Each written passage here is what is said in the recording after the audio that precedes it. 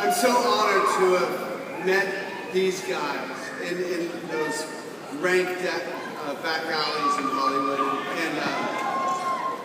and we learned how to write songs together, and we created brutality and beauty and told the truth all at once, but we were writing these songs for ourselves. We had no audience, and we played our first gigs, and suddenly we had people showing up to see us play, and we called them fans. And as we progressed, more and more fans came, and they were relating to these songs. I don't know if they were relating to us so much, but the songs spoke to them. And I don't know if it matters who's here tonight, because it's about the music that band.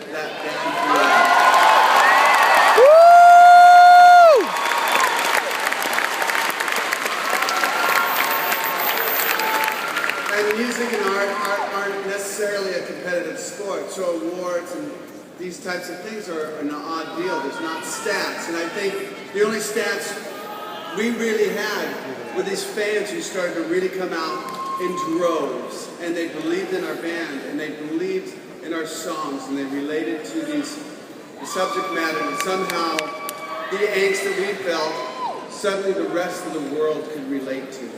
And it was overwhelming to see from 7 to 17 to 700 to 17,000 to 70,000 fans show up. Woo! I'd like to thank our original road crew, Mick Bob, Mike Mayhew, Tom Mayhew and Adam Day, and Mike Klink for capturing our sound. Woo!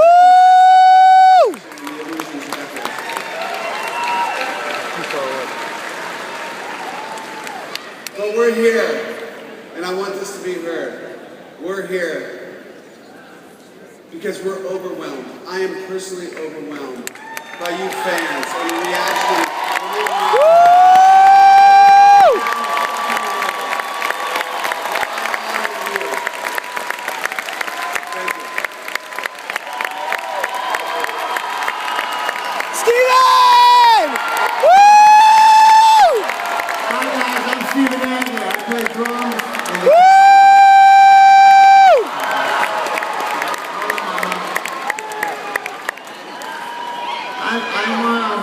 Just thank a couple people, Tom Zutat, Teresa Ansonat, Biggie Hamilton, and Mike Klink.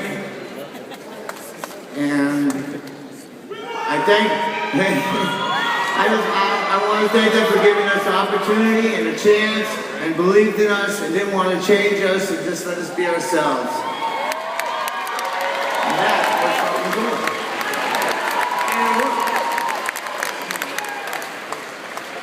I'm going to leave you with the words of the late, great Freddie Mercury. I've taken my vows, and my curtain calls. You brought me fame and fortune and everything that goes with it. And I thank you all. Well done, Stephen. Well done.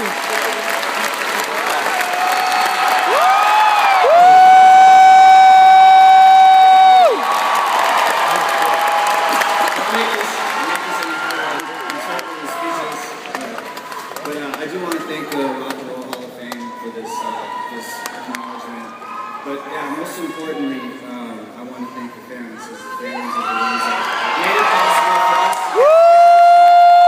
With all the diversity and the stuff that was going on and pulled together and needed, And the fans have been there since the beginning. We've got new fans that have never seen the original lineup and they're still rooting for us. And there's legions of them. And so we're where we want to be here tonight and get together as little boys and jam. So, but I also want to take a second.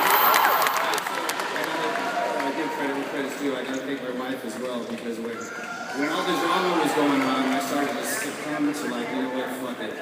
She said, just go and do it for the fans. And so,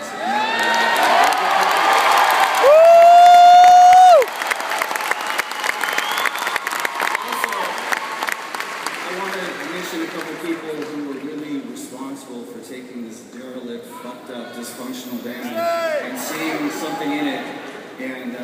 going to the mat to get us signed and get us out there. It was Tom Zuzon and Teresa Instant, Get for the Records. Early on, it was Vicki Hamilton who tried to manage us with all of that.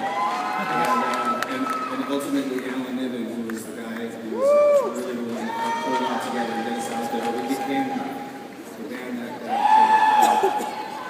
that was born to lose and actually made it. So I want to thank all of them. Thank you all, and let's get there.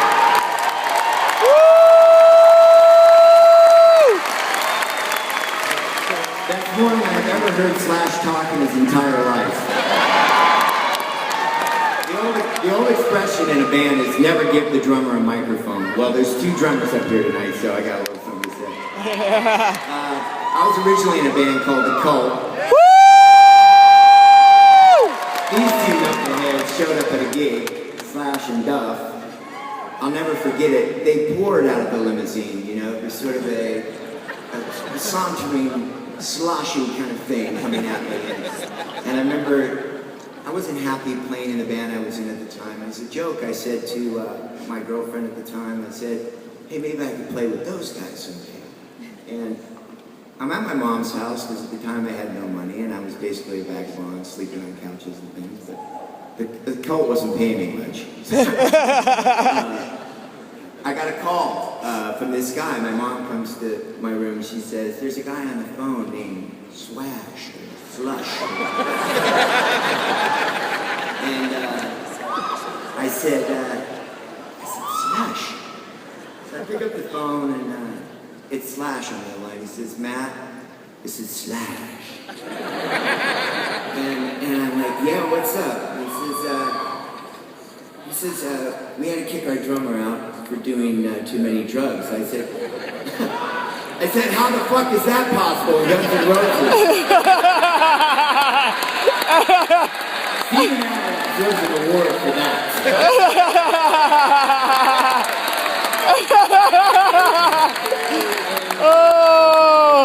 And so Billy from Green Day said to me, I said to you guys earlier, what did Matt bring?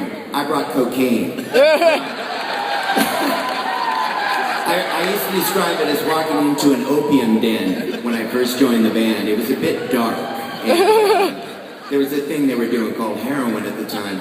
I said, boys gotta wake up and we gotta make some rock and roll. So you could try some of this shit. And we went out to make these records called Use Your Illusions.